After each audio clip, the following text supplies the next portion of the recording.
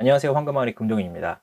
제가 2달 전에 미국의 위기라는 영상에서 왜 미국이 금리를 2.75%까지 올려야 하는지 한번 말씀드렸을 거예요.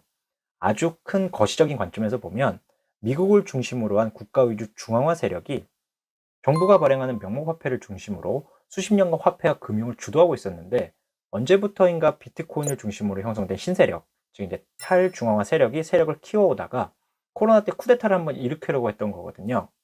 최근 코인 시장의 엄청난 하락에서 보시듯이 아직 힘이 부족한 신세력이 루나 사태와 같이 내부 분열까지 겪으면서 사실상 이번 전투에서 처참하게 패배하게 된 거죠. 근데 사실 오늘 이야기할 내용은 암호화폐 관련된 이야기는 아니고, 이번 암호화폐 시장 하락 사태에 가장 큰 손실을 본 20대, 30대, 40대 초반까지 아우르는 밀레니얼 세대, 즉 MZ 세대에 대한 이야기예요. MZ 세대의 특징을 보면 독립적이고 자유분방한 생활을 추구하지만, 정작 주거비용, 생활비용, 숨만 쉬어도 돈이 나가는 현대사회의 경제적 어려움을 또 상당한 구성원들이 부모님께 기대고 있죠. 근데 어떤 분들은 이런 경제적 의존 현상이 마치 윗세대의 잘못이나 특정 정치인의 잘못 때문이라고 강하게 비난하시는데, 사실 이런 문제는 우리나라에만 국한된 게 아니라 어느 정도 경제 성장을 이룩한 민주주의 국가들에서 대부분 공통적으로 일어나는 현상이에요. 여기서 이 민주주의, 투표를 통한 결정이라는 개념이 굉장히 중요한 요소로 작용되는 거죠. 경제학적으로 보면 한 세대 인구가 작으면 작을수록 그 안에 있는 개인의 삶은 풍요롭다 그래요.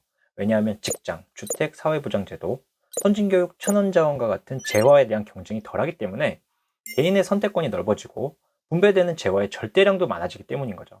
그래서 산업화 이후에는 보통 자원의 개발과 경제 성장 속도가 인구의 증가 속도보다 조금 더 빠르게 진행되어 왔고, 이를 통해 세대가 거듭될수록 개인이 얻게 되는 재화는 평균적으로 더 높아지게 되었던 거죠.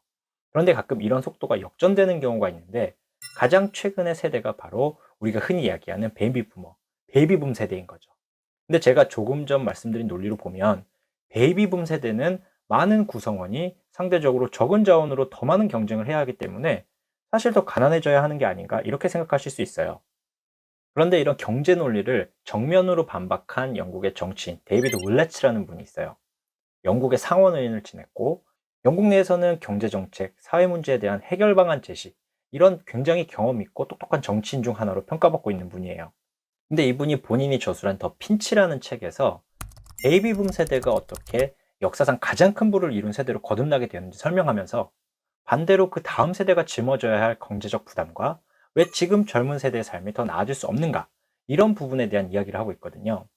이 책의 내용을 잠시 쉽게 인용하면, 베이비붐 세대의 인구수가 많은 만큼 투표의 힘으로 자신들의 삶에 유리한 방향으로 국가 정책들을 이끌어왔다는 거죠.